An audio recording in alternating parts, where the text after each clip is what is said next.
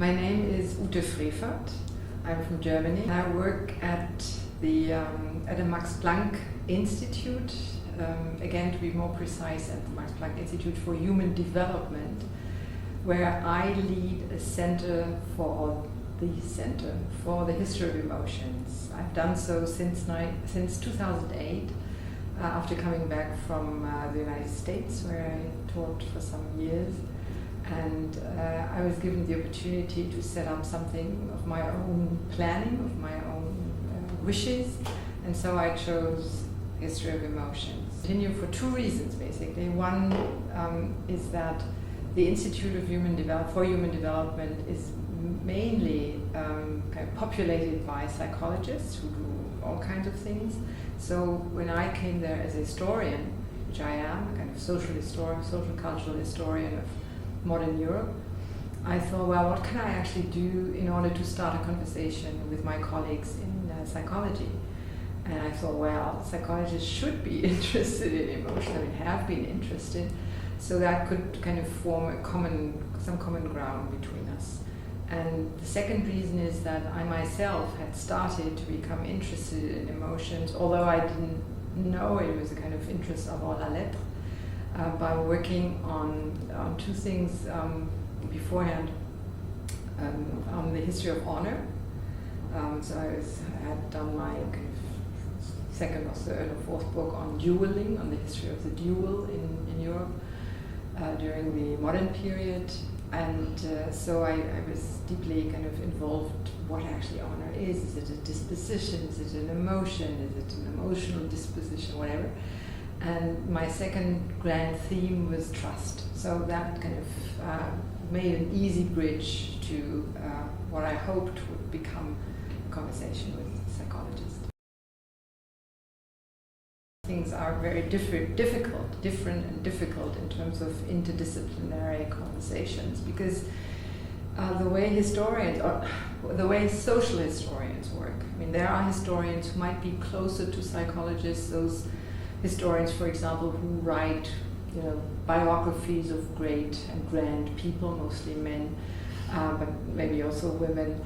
And in order to get into a person's mind, find out why she or he decided this way or the other, they're probably closer to psychologists who also mainly, if they're not social psychologists, are mainly interested in individual ways of processing all kinds of information, let's put it this way.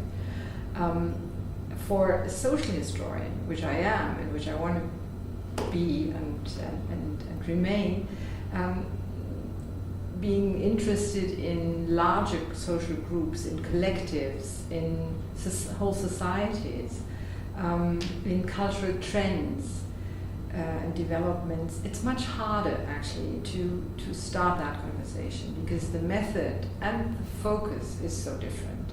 Plus, as historians, we are, and that's actually something that we're experiencing just now at the conference that I'm here for, and I'm very thankful to be invited to this conference on emotions in international history, or the history of international relations, which is partly funded by the Center for the History of Emotions here in Australia, and I'm very thankful for that. But something that we're experiencing here as well, and we've been discussing this morning, is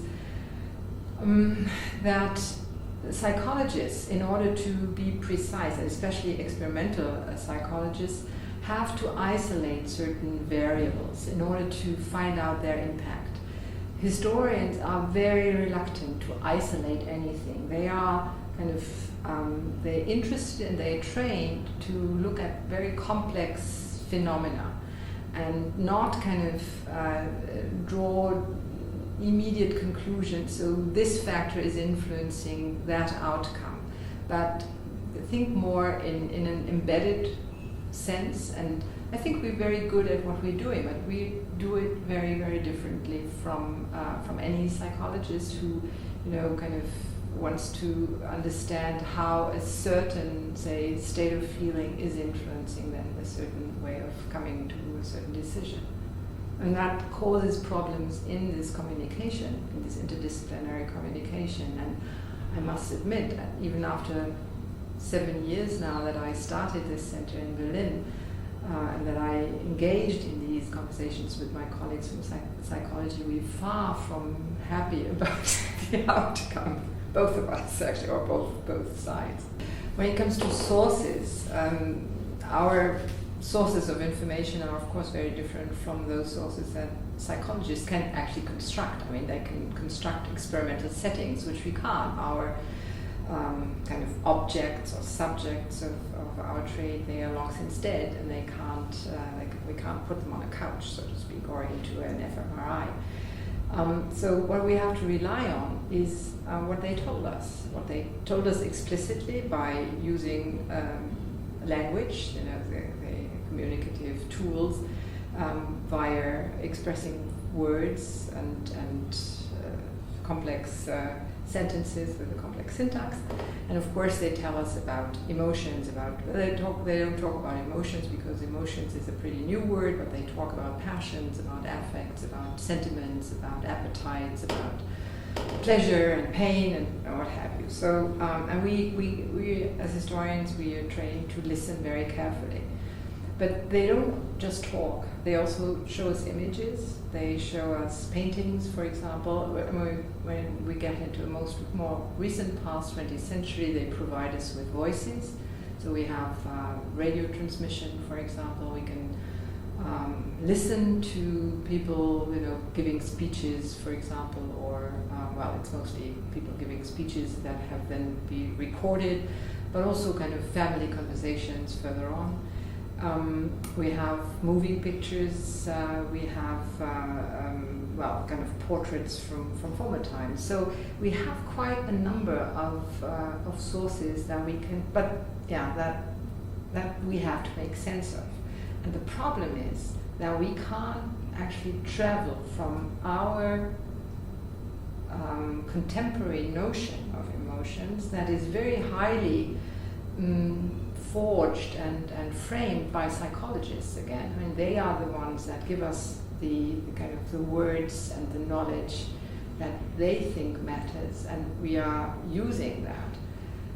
It's not the same as people who were living 100 years ago, 200 years ago, or even further on the lines, thought and felt about it. It's, you know, it's a specific, it's a contextualized knowledge that has very little to do with how we today think we feel. And that's a challenge, both I think to psychologists and of course to historians, to find out and to get really kind of get close to representations, experiences of emotions, to emotional practices in the past. I talked about how the history of honor and shame and humiliation as practices, not just as feelings. Feelings are practices, to put that in a very short sentence. That's kind of main idea. But how these emotional practices play out on an international kind of stage, and how they have played out. And I try to draw a long line of argument from the early modern times, where honor and shame has been associated with the ruler, the dynastic ruler, has then been translated onto the state. So now it's the state that holds honor, and that can be shamed. And then in a further stage, which brings us very close to where we are now, how the nation is actually the one that feels humiliated, that feels honored, that feels ashamed when something happens to it or to all of us as national citizens, that we feel kind of hurts our sense of self-respect and pride and honor, for that sake. So I was trying to draw this line to say, well, this is really something that international history, or the history of international relationships look at, and something also that has its time, because I see, at least in the Western Hemisphere, in Western Europe, it's largely lost ground after 1945, when international relations really started to be played out on a different terrain. We might still see it today in Eastern Europe with the conflict between Russia and Ukraine, where a lot of Vladimir Putin's rhetoric, and actually it's not just rhetoric, it's the kind of selling of his politics to his own people, has to do with regaining the honor of being a great country or even an empire, of getting or kind of claiming the respect of others that seemingly had been withheld, and that's why they're doing this move of really kind of showing off and trying to regain the respect. So it's the question or the language of honor and shame still plays out today in other regions of the world, and we should not just discard it as something that is just kind of it's window dressing, or it's something that is just rhetoric, that has nothing to do with how people feel or how people respond to that kind of invitation to feel this way. It's very real unto this very day, although it's been rather lost in the Western kind of hemisphere for reasons that we've learned to hope so at least learn to deal with in interstate and international relations in a different way. The history of emotions has seen an enormous surge now, or burgeoning of the field. When I started it in 2008 in Berlin, I could not imagine how it would fly, and I'm of course very pleased that it flies this way, and that there are conferences all over the world, there are centers being set up, that there are especially younger people who really kind of get interested and want to do work here. And I hope that's going to flourish, although I see a lot of skepticism among older colleagues or colleagues of my generation, maybe also younger colleagues, who say, well, first it's another fad, second it's so difficult to find emotions, which I would discard altogether, and third, actually what new things do you have to offer to us? So my reason actually to go into this field and be enthusiastic about it, and actually becoming more enthusiastic every day. It's about really questioning a major binary division in I would say Western thought, maybe global thought, but Western thought becoming global. That we have to deal with something. If we deal with emotions, we deal with something that is not quite right, that is not quite is not quite appropriate to deal with. And why it's not appropriate? It's because it's been debased for at least 2,000 years in Western history. Emotions is the other of reason. Reason is which counts. Emotion is something that we should control, because it has a huge power. If it overwhelms us, it can kind of throw us out of our trodden paths, and it's revolutionary, and it's female. It's female. It's something that men should not kind of become too close to. And I think questioning this binary, questioning this kind of very, very strict divide between, or difference between emotion here and good or bad emotions here, good reason there, is something which really challenges our sense of how we make sense of our own individuality, of our own selves, of our societies. And I see this as a great promise, actually, to go beyond this binary, to see what we actually mean when we talk about emotions, how much judgment goes into, this is an emotional reaction. Is it because it's emotional, it's bad? Is that the subtext of what we say? And why do we say it? And can't we, and that's, of course, that's the mission, can't we ennoble, so to speak, ennoble emotions as one way of making sense of the world, of understanding the world, of judging the world, that ultimately is neither bad nor good, but it's one way of approaching the world.